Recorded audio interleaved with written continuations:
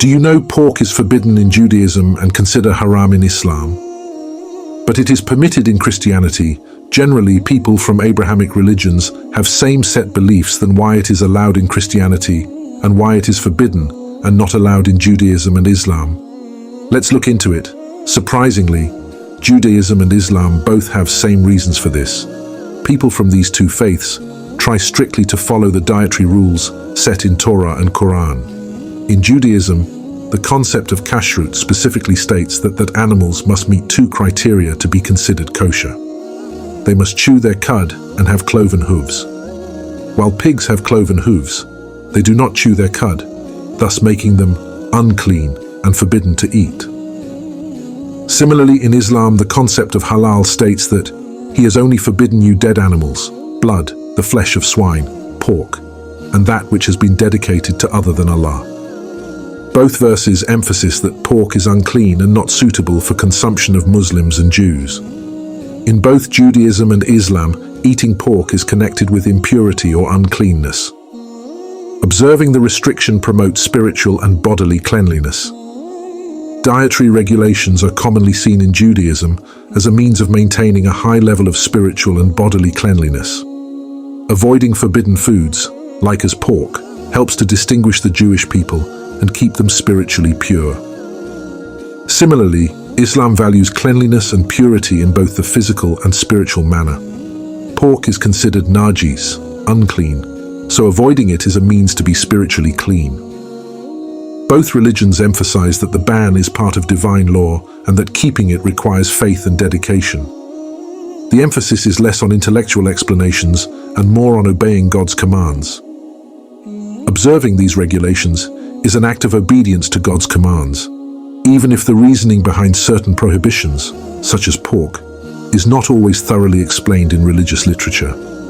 But one should always have to obey it, and in Islam it is more clearly prohibited and are found in Surah Al-Ma'idah and Surah Al-An'am. Beside this, some health reasons are also associated. Some researchers believe that historical restrictions on pork may have had practical health concerns, as pigs were connected with filthy environments and illnesses in the ancient Near East. Islamic scholars also have claimed that the restriction may be motivated by health concerns, such as the possibility that pork might spread parasites or infections.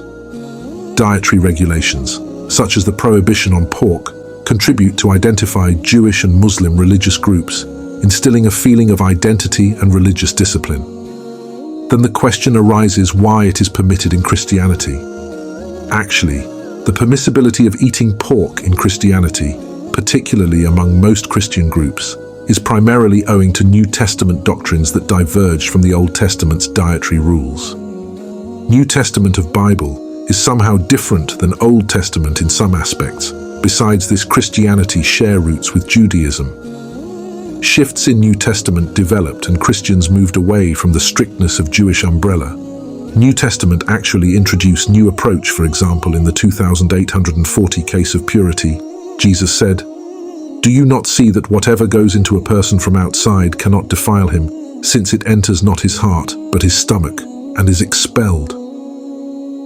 Peter, one of Jesus' disciples, had a vision that played a critical part in removing dietary restrictions, especially the prohibition on pork. The main reason was Christians dealt with many converts. Early Christianity grew beyond its Jewish roots and attracted Gentile, non-Jewish converts who did not adhere to Jewish dietary rules.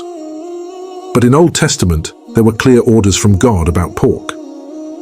In this case, many Christian theologians saw Jesus' advent as fulfilling Old Testament regulations, particularly the Mosaic law about food. According to this viewpoint, Jesus' life, death, and resurrection fulfilled the law and inaugurated a new covenant between God and mankind. This new covenant emphasized spiritual commandments of love and grace above ceremonial regulations, such as food restrictions, which means pork is commonly accepted in Christianity because of a doctrinal change that happened with the introduction of the New Testament. Jesus and the early Christian leaders, notably Peter and Paul, stressed spiritual cleanliness over bodily purity and preached that the Old Testament food regulations no longer applied to Christ's disciples. Well, that's all on religious views about pork. Hope you liked the video. Now please subscribe to our channel. Literally guys, there is a big difference between our views count and subscription. So please trust me, it is free. God bless and goodbye.